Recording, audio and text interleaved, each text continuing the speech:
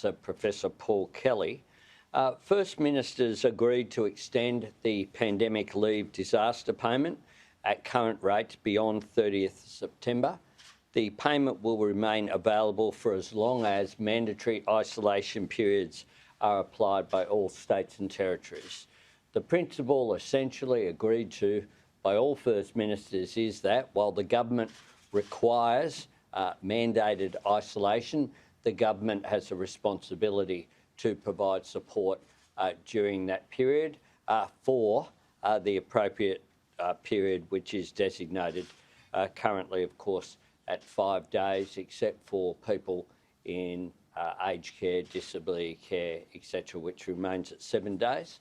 We remain obviously of the view that if people are sick, whether from COVID or from other health issues, they should not be at work, and that is important. National Cabinet agreed the Commonwealth and states and territories would continue a 50-50 cost-sharing arrangement for the payment. This has currently cost some $2.2 billion in payments have been made during that period. We also will make some changes, which are that 3 payments over a period of 6 months would be the maximum, unless there has to be quite extraordinary circumstances of why that's the case. There is some evidence that Services Australia identified that since the 20th of July 2022, 2.6% of all claims received triggered real-time fraud checks in the system, and of those, more than 50% were subsequently rejected, and some 15% were subsequently withdrawn by the claimant.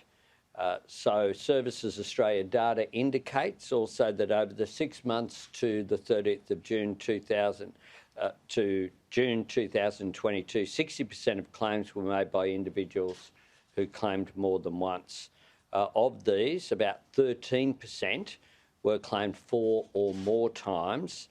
That is a claim every 6.5 weeks or more. We also received a report on monkeypox. Internationally, there have been some 57,000 monkeypox cases internationally. There have been some 130 cases in Australia. The numbers are reducing internationally. Numbers reducing from in the UK, for example, they were receiving some 40 cases a day. That is currently down to 5 cases a day. The vaccine that we have made available is rolling out, and there's also been evidence of behaviour change from vulnerable sections of the community.